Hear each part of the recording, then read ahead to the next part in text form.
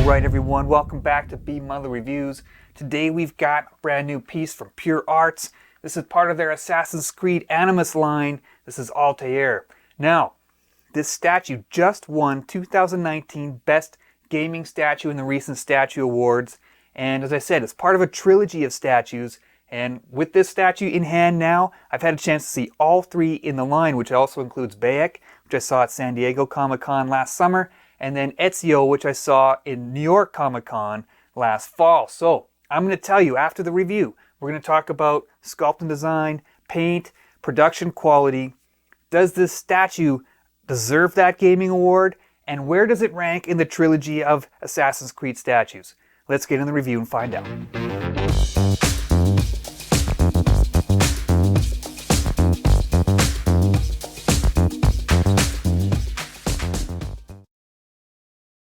Alright, so we have Altair here, who debuted way back in the very first Assassin's Creed game, which came out way back in 2007, if you can believe that. It certainly doesn't seem like that long ago. Kind of makes me feel a little bit old as I say that. But since that time, fans have really taken to this series. It's been about a dozen games in the main series, and maybe about equally as many in the spin-offs. I mean, there's tons of games to play, and it's easy to see why fans really love this series. It's got compelling story, it's got acrobatics, it's got stealth, it's got action, it's got open world gameplay, it's got some historical elements too, as each game takes place in a different real world era.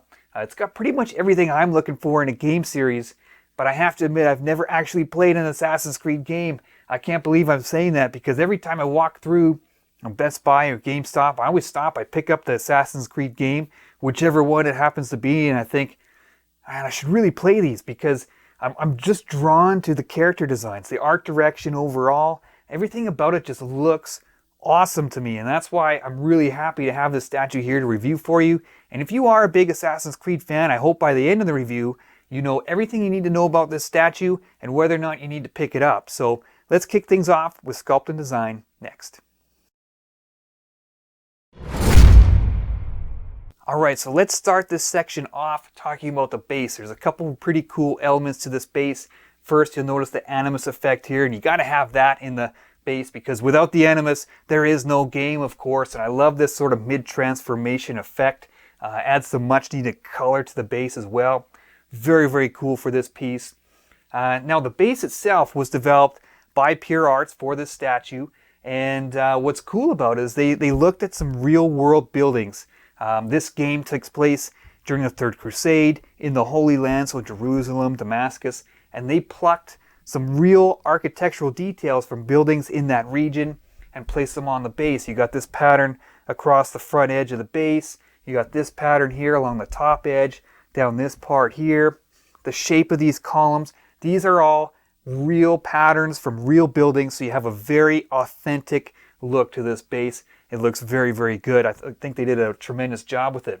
Now, Altair himself, what's cool about him is Ubisoft gave Pure Arts the original game file. So they were started with the T-pose model of Altair, but that's a pretty low-res model. So Pure Arts really had to kick up the texturing, add a lot of fine detailing to this statue, and pose it, and then of course break it down into parts so that it could be produced into what you see here. And I have absolutely no complaints about this sculpt at all. They did a tremendous job with the texturing, the fine detailing. This is something I've noticed with Pure Art statues that they're really, really good at. You look at the leather texture on the boots, the stitching, the folds, the wrinkles, the buckles on his boots, stitching on his pants. I really like the texture of his outfit here. It's like a muslin cloth style texture to it. You got the leather, of course, on the gloves, the buckles on his gauntlets. The metalwork looks amazing. You got some really nice patterns on the gauntlet. All the blades, the swords, the sword sheath here, you got the sword hilt, all very nicely gilded metal designs. The sword on his back has a pattern down the blade. I mean, there's just so much here. His fingers, he's got, the nice realistic skin folds on the knuckles. The fingernails are all sculpted in there. Absolutely tremendous sculpt. They've done an amazing job of adding the real world details to that original game model. So you get accuracy to the game, but you get those extra details that you want in the statue. Absolutely amazing job on the sculpt and design on this piece. Pure Arts did a great job. Okay, let's move on. Let's talk some paint, and we'll start again with the base. You can see most of it is kind of a sandy brown color, but they have given it a little bit of a wash over most of the areas to help bring out some of the detail. The cracks in the ground around his feet, the pattern in the wall, and it's a little difficult to see, but also the block wall portion right behind the Altair there gives it a nice sort of worn, weathered look. And the brown sort of fades into the blue areas of the Animus, so I like how they've done that effect. Now the blue parts are a clear blue resin, they're not painted, but I do really like the color that they chose there. It gives it a nice vibrant pop of color, it adds some excitement to the piece. Altair himself, really nothing to complain about there as well. Nice clean, crisp paint job.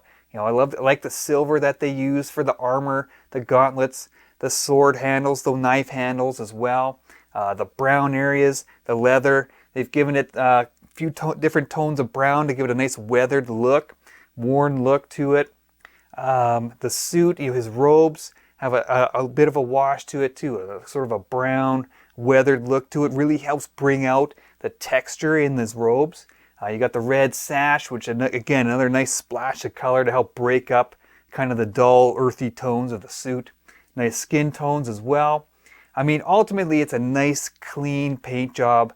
Helps accentuate the details of the sculpt. So at a factory level, you really can't ask for much more than that. So Pure Arts has done a really nice job here with this paint job. I'm quite happy with it. All right, production and build quality on this statue. Before we get too far into it, I want to point out there are no switch out parts for the statue. You get this one display option, but it looks pretty darn cool to me, so I don't think you need any switch out parts for this guy. You do get a certificate card in the box. It's got the edition number on there.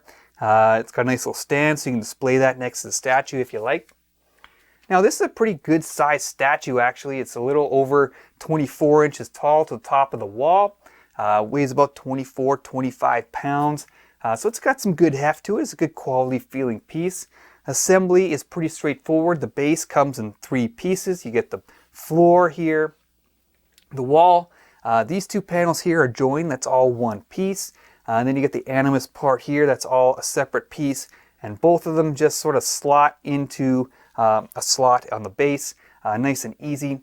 There is a little bit of wobble to that wall panel there, and it doesn't affect the way the statue displays at all. I just pointed out because if you're moving it around, you just want to watch that wobble and make sure it doesn't fall out of the base or something like that. Altair, also only 3 pieces. His left arm fits into the body with a magnet. It's a nice strong magnetic connection there. And the sword on his back as well. Another magnetic connection just fits into a hole on his back.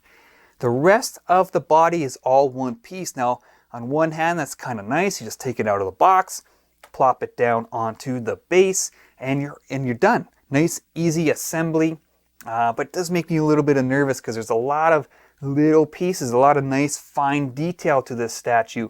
You know, you got the sword and sword handle, the long sword sheath, all the knives. You know, here on his on the front and up on his shoulder, the straps on his wrist.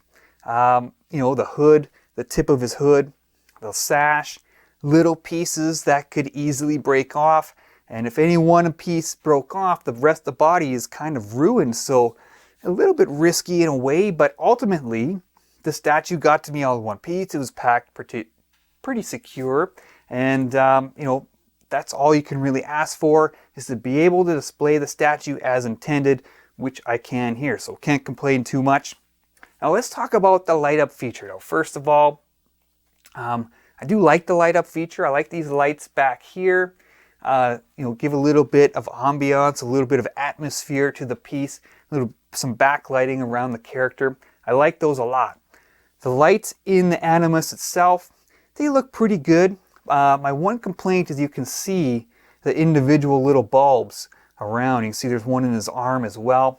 I wish there was a way they maybe could have lit up the whole thing a little bit better.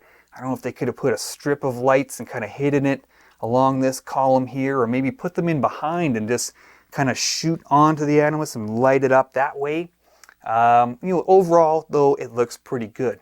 One thing I really like about the lights, they're powered by 3 AA batteries, but the compartment is on the back edge here. You can see, you pull the lid off there. There's the batteries in there. They're easily accessible if you ever need to change them. Now, most statues I've had, the compartment's under the base and you kind of have to take the whole statue apart to change the batteries. These are nice, easy access. There is another compartment here that, you can put the batteries in either one. It's going to function the same. You don't need 6 batteries. You only need 3, so just pick one and use it. Not sure why there's 2 compartments, but you can choose which one you want to use. Now, when I first got it, I plugged the batteries in, the lights turned on, and I was looking around for a switch, and I couldn't find one. I thought, the only way to turn the lights on and off was to physically pull the batteries in and out. But there is a switch. I was just having a bit of a brain fart that day. It's right here on the side. It's cleverly hidden. It doesn't stand out at all, but it's right there, so you can turn the lights on and off as needed. Now, I will point out that the statue does look pretty good without the lights, and that's always a key feature, because for me, once I put the statue on display, I rarely turn the lights on, and I think this looks pretty good. I mentioned the blue color. I really like what they used there. So it looks just as good with the lights off as it does on, and overall, with the lights on or off, the statue is going to look pretty good, and it feels pretty good too. It's a nice quality piece. One little nitpick is there's some glue in some spots, a little bit of excess glue in a couple different spots around the statue. Now, not too noticeable. You're not going to, it's not going to really affect the way it displays, but you don't like to see too many of those on your statue. Other than that, a really nice production from Pure Arts. You got the light up feature and a good quality feeling piece. So great job from Pure Arts. All right, so we're going to wrap things up for the review here. We've got Altair from Pure Arts, part of their Animus Assassin's Creed line. And I was chatting with Arnaud from Pure Arts, and he explained to me that this was their most difficult production from last year, just with all the wiring running through the body and the base, making the electronics all function properly, and selecting the materials very carefully to help ensure or give it the best chance of surviving through transit with no damage. And you can see ultimately they did succeed. But did this statue deserve the win in the 2019 Best Gaming Statue category? It had some pretty stiff competition. We had Mr. Freeze from Prime 1 Studio, we had Zero from HMO, several others strong contenders as well. So this statue took home the award, and ultimately I think it did deserve the win. Perhaps it was boosted a little bit by the overall popularity of Assassin's Creed, but the statue does stand on its own merits as well. Talked about the tremendous sculpt. I love the fine texturing, the fine detail on the weapons and the armor. I like the real world elements integrated into the base, and I love this Animus effect here, sort of this phasing in look. It really all comes together into a really fine looking statue that you can proudly display in your collection. So I think it definitely did deserve the win. I mentioned I have seen all 3 of the Animus statues in person. We've got, of course, Altair here, we've got Bayek, and we've got Ezio. Now, if I'm going to rank the 3, I'm going to put Bayek at number 3. It's a very nice statue, but the other 2 really stand out to me. If we're just talking the body, the character alone, I like Altair the best. There's just something about the simple pose, and I really like the hood. It really conceals his face and casts a shadow over his eyes, and I'm really drawn to that. They really did a nice job of that. But I think ultimately Ezio is probably the number 1 piece in the line. It's got such a nice, big, elaborate, highly detailed base, and the character, nice. Got all the nice detail of the costume on Ezio as well. So ultimately, I think he's number 1. Altair is a very close second, and then Bayek is a very close number 3. That's just my personal ranking. Let me know how you would rank them in the comments below. So there you have it. Pure Arts, Altair from their Assassin's Creed line. Hopefully you guys enjoyed the review. Stay tuned to the channel, and we'll talk to you guys soon.